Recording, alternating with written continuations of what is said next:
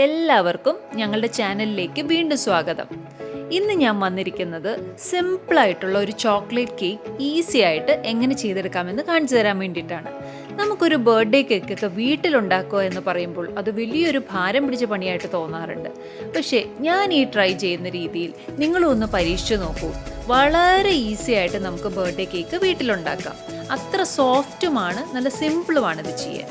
അപ്പോൾ ഇതെങ്ങനെയാണ് ചെയ്യുന്നതെന്നുള്ള പ്രൊസീജിയറിലേക്ക് നമുക്കൊന്ന് കടന്നാലോ? ആദ്യം തന്നെ നമുക്കിതിന് വേണ്ട ഇൻഗ്രീഡിയൻസ് എന്തൊക്കെയാണെന്നൊന്ന് കാണാം. ആദ്യം നമുക്ക് വേണ്ടത് മൈദമാവാണ്. അതൊരു 1/2 കപ്പാണ് ഞാൻ എടുത്തു വെച്ചിരിക്കുന്നത്. പിന്നെ ചോക്ലേറ്റ് കേക്കിന് വേണ്ടത് കൊക്കോ പൗഡർ 1/3 കപ്പ്. പിന്നെ മുട്ട 3 എണ്ണം വേണം. റൂം ടെമ്പറേച്ചറിലുള്ള മുട്ട തന്നെ എടുക്കാനായിട്ട് പ്രത്യേകം ശ്രദ്ധിക്കണം. അത് യെല്ലോയും വൈറ്റും ആയിട്ട് ഞാൻ തിരിച്ചു വെച്ചിട്ടുണ്ട്.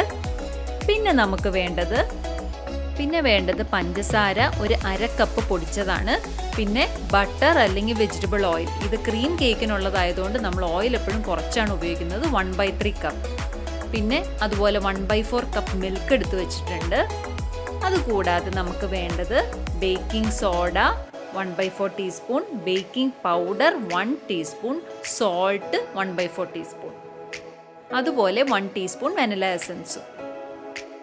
നമ്മൾ ആദ്യം ചെയ്യാൻ പോകുന്നത് നമ്മൾ എടുത്തു വെച്ചിരുന്ന maida, cocoa powder, baking powder, baking soda, salt, ഇത്രയും സാധനങ്ങൾ നമ്മളൊന്ന് മിക്സ് ചെയ്ത് വെക്കണം. അത് ഞാൻ വീഡിയോയിൽ കാണിക്കുന്നില്ല. എന്തെങ്കിലും ഒരു സ്ട്രെയിനറിലോ എന്തെങ്കിലും വേണം നന്നായിട്ട് മിക്സ് ചെയ്ത് വെക്കാനായിട്ട്.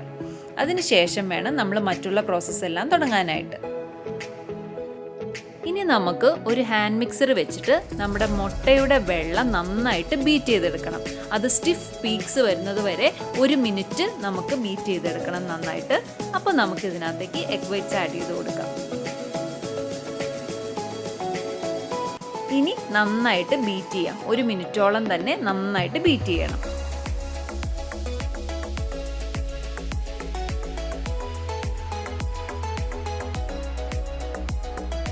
ഇപ്പം നമ്മൾ 1 മിനിറ്റ് ഇത് ബീറ്റ് ചെയ്തെടുത്തിട്ടുണ്ട്.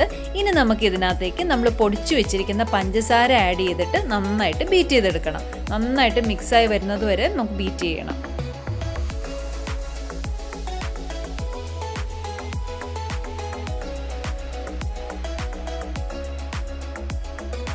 ഇപ്പം നന്നായിട്ട് നമ്മൾ ബീറ്റ് ചെയ്തിട്ടുണ്ട്. ഇനി ഇതിനകത്തേക്ക് നമുക്ക് മുട്ടയുടെ മഞ്ഞ ചേർത്ത് കൊടുത്തിട്ട് നന്നായിട്ട് ഇതുപോലെ കുറച്ച് നേരം കൂടി ഒന്ന് ബീറ്റ് ചെയ്തെടുക്കണം.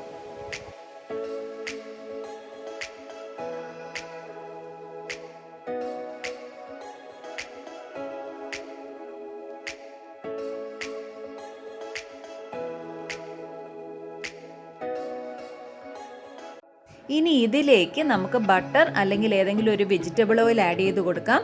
ബട്ടറാണ് യൂസ് ചെയ്യുന്നതെന്നുണ്ടെങ്കിൽ അത് നന്നായിട്ടൊന്ന് മെൽറ്റ് ചെയ്തിട്ട് വേണം യൂസ് ചെയ്യാനായിട്ട്.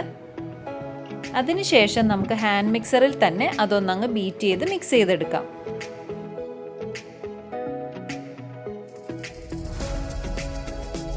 ഇതിലേക്ക് നമുക്ക് വാനില എസൻസ് കൂടെ ആഡ് ചെയ്ത് കൊടുത്ത് മിക്സ് ചെയ്തെടുക്കാം. അപ്പം ഈ ബാറ്ററിലേക്ക് നമുക്കിനി മൈദയും കൊക്കോ പൗഡറും ബേക്കിംഗ് പൗഡറും ബേക്കിംഗ് സോഡയും ഉപ്പും കൂടെ നമ്മൾ മിക്സ് ചെയ്ത് വെച്ചിരിക്കുന്നത് നമുക്ക് കുറേശ്ശെയായിട്ട് ഇട്ട് കൊടുത്ത് മിക്സ് ചെയ്തെടുക്കാം. മിക്സ് ചെയ്യുമ്പോൾ സ്ലോലി വേണം മിക്സ് ചെയ്യാൻ, ഒരുപാട് ഇട്ട് ഇളക്കി കളയരുത്.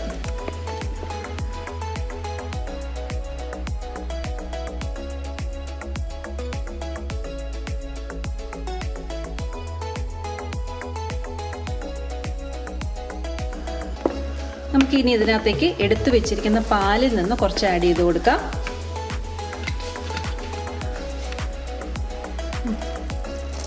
മിക്സ് ചെയ്തെടുക്കാം.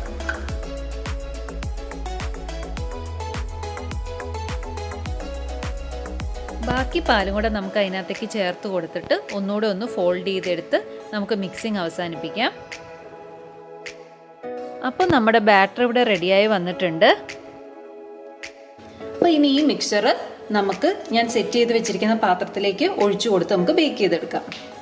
അപ്പോൾ ഞാൻ ബട്ടർ പേപ്പർ സെറ്റ് ചെയ്തൊരു പാത്രം വെച്ചിട്ടുണ്ട്. ഇനി ബട്ടർ പേപ്പർ ഇല്ലാത്തവരാണെങ്കിൽ അടിയിൽ ബട്ടർ തൂത്ത് കൊടുത്ത് ലേശം മൈദ തൂകി അതൊന്ന് സെറ്റ് ചെയ്തെടുത്താൽ മതിയാവും.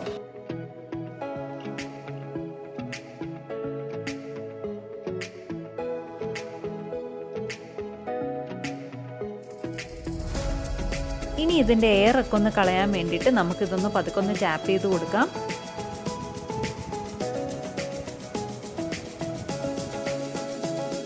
ഇനി നമുക്ക് മൈക്രോവേവിൽ, കൺവെക്ഷൻ മൈക്രോവേവിൽ നമുക്ക് മൈക്രോ പവർ ഓൺ ചെയ്യാം. അതിനുശേഷം നമുക്ക് 4 മിനിറ്റ് ടൈം സെറ്റ് ചെയ്ത് കൊടുക്കണം. 3 മിനിറ്റ് കഴിയുമ്പോൾ ഒന്ന് ക്ലോസ് വാച്ച് ചെയ്തോണം. ചില മൈക്രോവേവുകളിൽ 4 മിനിറ്റ് വേണ്ടി വരില്ല. അതിനുശേഷം നമ്മുടെ ബാറ്റർ നമുക്ക് അകത്ത് വെച്ച് അടച്ച് സ്റ്റാർട്ട് ചെയ്യാവുന്നതാണ്.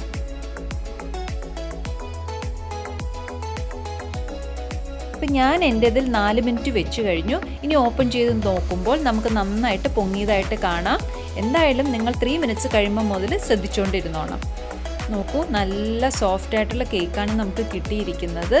ഇനി മൈക്രോവേവിൽ മൈക്രോ പവർ ഇല്ലയെന്നുണ്ടെങ്കിൽ നമുക്ക് സാധാരണ രീതിയിൽ തന്നെ മൈക്രോവേവ് ബേക്കിൽ നമുക്ക് 170 to 180 ഡിഗ്രി, അത് ഓരോ മൈക്രോവേവും ഡിപ്പെൻഡ് ചെയ്തിരിക്കും, ഒരു 35 to 40 മിനിറ്റ്സ് വെച്ച് കഴിഞ്ഞാൽ നമുക്ക് സാധാരണ പോലെ തന്നെ കേക്ക് ബേക്ക് ചെയ്തെടുക്കാവുന്നതാണ്.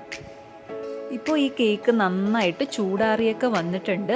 അപ്പോൾ നിങ്ങൾ ഒരു തവണയെങ്കിലും ഇതുപോലെ ബർത്ത്ഡേ കേക്ക് ഒന്ന് ട്രൈ ചെയ്ത് നോക്കണം. വളരെ സിമ്പിളാണ്. നമുക്ക് വളരെ പെട്ടെന്നും വളരെ ചുരുങ്ങിയ ഇൻഗ്രീഡിയൻസ് കൊണ്ട് നമുക്കിത് ചെയ്തെടുക്കാവുന്നതാണ്. ഇത് ഇനി ഒരു 2-3 ലെയറാക്കി നമുക്ക് ക്രീം ചെയ്ത് നമുക്കിത് ബർത്ത്ഡേ കേക്കായിട്ട് സെറ്റ് ചെയ്തെടുക്കാവുന്നതാണ്. അത് ഞാനിവിടെ വീഡിയോയിൽ കാണിക്കുന്നില്ല. ഞാൻ മെയിനായിട്ടും ഇത്ര സിമ്പിളായിട്ട് എങ്ങനെ ഈ സ്പഞ്ച് കേക്ക് ഉണ്ടാക്കി എടുക്കാമെന്ന് കാണിക്കാനാണ് ഉദ്ദേശിച്ചത്. അങ്ങനെ അപ്പോൾ നെക്സ്റ്റ് ടൈം നിങ്ങളിനി ബർത്ത്ഡേ കേക്ക് ഉണ്ടാക്കുമ്പോൾ കടയിലൊന്നും പോയി മേടിച്ച് കഴിക്കേണ്ട ഒരു ആവശ്യമില്ല. വീട്ടിൽ തന്നെ നല്ല സിമ്പിളായിട്ട് നമുക്ക് ഉണ്ടാക്കിയെടുക്കാം. ഇനി നമുക്ക് ഈ കേക്ക് ഒന്ന് കട്ട് ചെയ്ത് കാണിക്കാം. കണ്ടോ, കട്ട് ചെയ്യുമ്പോൾ തന്നെ എത്ര സോഫ്റ്റ് ആയിട്ടാണ് ഈ കേക്ക് ഇരിക്കുന്നത് അല്ലേ.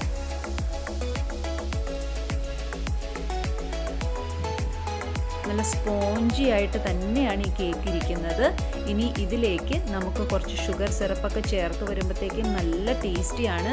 ഇപ്പോൾ ഈ ഒരു കേക്കിൻ്റെ ഏറ്റവും പ്രത്യേകത എന്താണെന്ന് വെച്ചാൽ ഇത് നമുക്ക് ക്രീം കേക്ക് ചെയ്യാൻ വേണ്ടിയിട്ട് ഒത്തിരി ഓയിലില്ല, അതുപോലെ തന്നെ ഷുഗർ ആണെങ്കിൽ ഒത്തിരി കൂടുതലൊന്നും ഇല്ലാതെ മൈൽഡായിട്ടുള്ള ഷുഗർ മാത്രമാണ് ഇട്ടിരിക്കുന്നത്. അപ്പോൾ പാകത്തിനുള്ള മധുരമായിരിക്കും ക്രീമിംഗ് എല്ലാം ചെയ്ത് കഴിയുമ്പോൾ. അപ്പോൾ ഈ വീഡിയോ എല്ലാവർക്കും ഇഷ്ടപ്പെട്ടെന്ന് തന്നെ ഞാൻ കരുതുന്നു. അപ്പോൾ ഇഷ്ടപ്പെട്ടിട്ടുണ്ടെങ്കിൽ എന്ത് ചെയ്യണം? ഇത് മറ്റുള്ളവർക്ക് കൂടി ഒന്ന് ഷെയർ ചെയ്യാനും മറന്നു പോകരുത്. അതുപോലെ തന്നെ ഈ ചാനൽ ആദ്യമായിട്ടാണ് കാണുന്നതെങ്കിൽ ഒന്ന് സബ്സ്ക്രൈബ് ചെയ്യാനും തൊട്ടടുത്തുള്ള ബെല്ലൈക്കൺ ഒന്ന് പ്രസ് ചെയ്ത് വെക്കാനും മറക്കരുത്. അപ്പോഴാണ് ഞാൻ പോസ്റ്റ് ചെയ്യുന്ന കൂടുതൽ വീഡിയോസ് എല്ലാം നിങ്ങൾക്ക് കാണാൻ പറ്റൂ.